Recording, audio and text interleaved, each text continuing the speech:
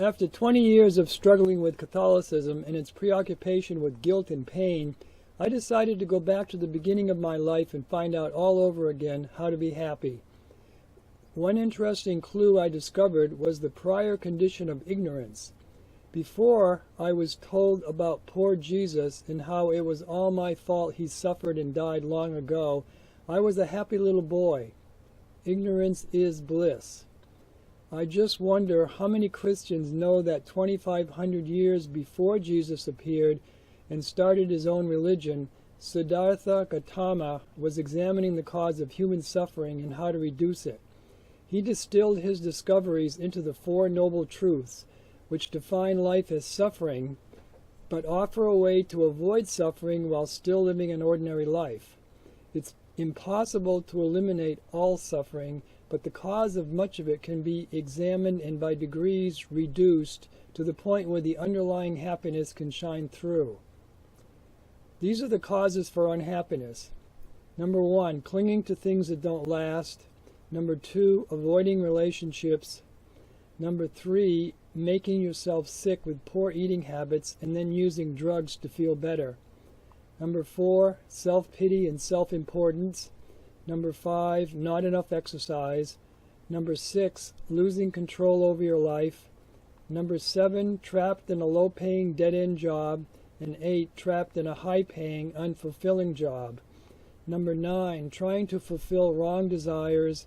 And number 10, living a life of unconsciousness.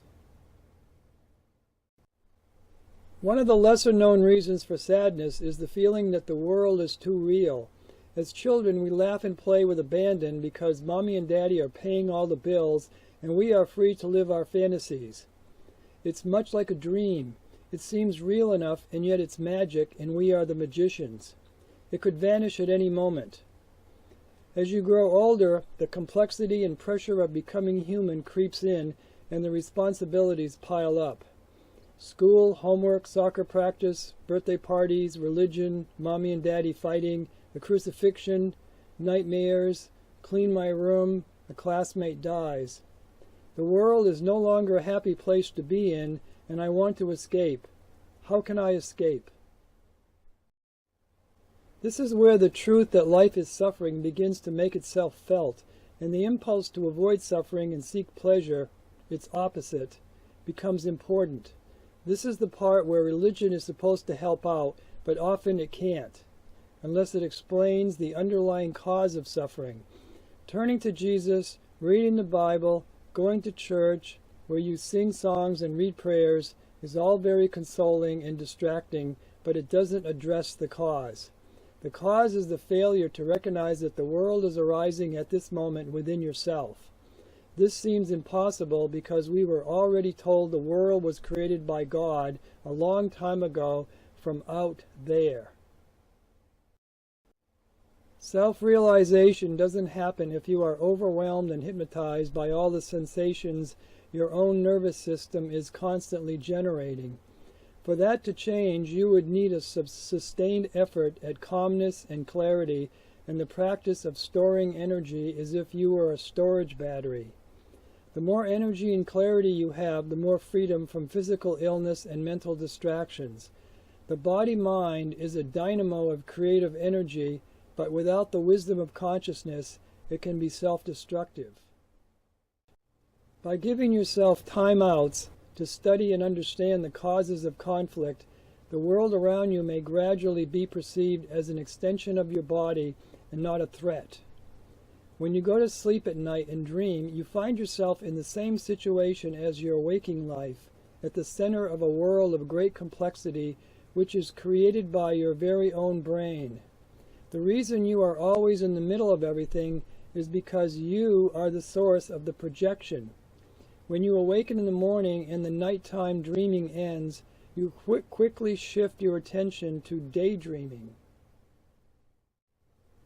The reason why the Buddhists recommend detachment to relieve stress is because life, like a dream, fades away. Trying to make it too real and go on forever with excessive planning and expectations for success and fulfillment is to ignore its true nature.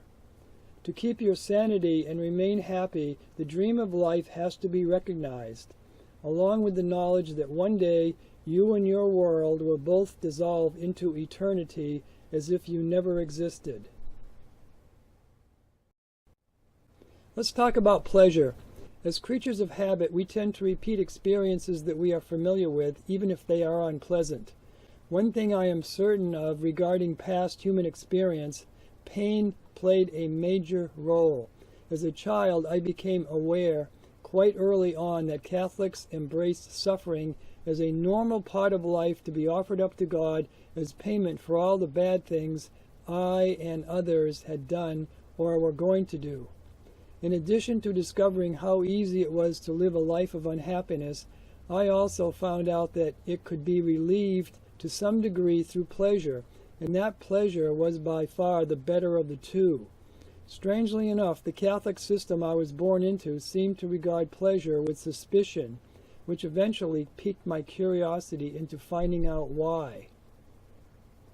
We have become accustomed to suffering because of our past history, and now regard it as normal. Jesus suffered, and therefore I must suffer also to please Jesus. The pursuit of pleasure is suspect and even sinful because it is attachment to the body which we are supposed to despise as spirits. But supposing a year goes by during which I have many opportunities to either enjoy myself or be miserable, why would I choose pain over pleasure? Some of us have been taught that pleasure is a sin, especially selfish pleasure which isn't shared with others. The reproductive process involves involuntary pleasure with the intent of producing a baby. But supposing I don't want a baby, but I do enjoy the thrill of orgasm. Does that mean I cannot enjoy an orgasm unless I add another unit to an overcrowded planet? If I enjoy sexual pleasure by myself, which has absolutely no impact on anything, why would anyone in their right mind even care? Recreational habit-forming drugs like marijuana, tobacco, alcohol, and their derivatives are another target, but more reasonable because there is a real health risk connected to the pleasure obtained. If the intoxication becomes habitual, there is a buildup of toxins, a reduction of energy, and a loss of self-respect.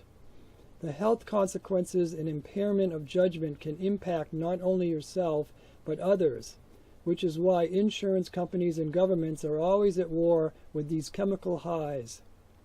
Unfortunately, the war to rid the planet of pleasure-inducing chemicals will never, ever be won because the body craves the good feelings. Instead, there will be a never-ending stream of folks buying and selling pleasure and going to jail. The jails are forced to release violent offenders back into the streets early because the jails are overcrowded with folks who are getting high, instead of suffering the boredom and discomforts of life. Publicly, we are all against drugs, but privately, in the moment of need, we all reach for the painkiller because life is pain. Next topic, the afterlife. As mortal beings, organisms that are born and then die, we have invested a great deal of time and effort examining the problem of coming to an end after a lifetime of achievements. To date, a great deal of research and prayer has been generated in an effort to halt our own demise, all to no avail. As far as I know, the only human to bodily rise from the dead was Jesus of Nazareth, a remarkable tale requiring a leap of faith to accept. Years ago, when I was pondering this issue of death, I tried to understand what this mysterious event called life actually is, and how does it come about in the first place. The actual answers lie beyond the senses and outside the human band of perception, but it's still possible to shed some light on the mystery. The process can be traced back to the joining of two bits of living energy, the sperm and the egg. This might be the beginning of life for some people, but I think there is more to be looked at. If we magnify the construction of the sperm and egg cells, we discover even smaller particles of light we can't see with our organs of sight. As the particles become subparticles, there is less and less of something and more of nothing. This nothingness is the part of us that we can't see, even though it's just as much us as the solid mass it ultimately becomes. This transition from matter into nothingness is called death, and is the source of great fear, because as a body we have no control over it. People automatically shy away from thoughts of dying. It's not a popular topic over tea. I must be a real weirdo then to be so interested in finding out more about it. But the more I think about it, the more I realize that I was dead before I was born, and I don't recall it being a problem. In fact, I don't recall anything at all. So maybe death isn't anything. What are the chances that the process of death and the afterlife are simply the expansion and contraction of nothingness, much like clouds slowly taking shape out of a clear blue sky? I realize this is not what Jesus was referring to when he talked about dying and going to heaven, but isn't the idea of heaven a bodily experience for most people? Once I get to heaven, I will receive an eternal body which never dies, is the hope. In spite of all the stories about life and death, it's far more likely there is no further experience once the energy or spirit leaves the body and stays that way until it forms itself a new body and begins the life of experience once again. If this makes sense to you, it seems to wipe out the hope for continuity, which is one of the concerns among the three major religions on our planet. Do I keep my individuality after death? Many experts say yes, I say no. If I have no recollection of having lived before this life cycle, then I didn't live before. To have no memory of such an event would be, to me, the same as if I had never lived the event. From a larger perspective, we are the transparent energy we call space, which can form little whirlpools of visibility in order to see ourselves. At the same time, each of these micro-whirling patterns we call me have no ultimate importance. How important are the whirlpools in a stream, or the random twirling of dust devils on a dry lake bed? Aren't these movements simply the ebb and flow of the universe, a curved space in which our slice of reality is contained? It seems to me that this whole idea of the afterlife originates within the brain, which is concerned with its own self-preservation. It's only natural we want to go on living, even though each death allows the emptiness of space to forget each experience and start over with a new one.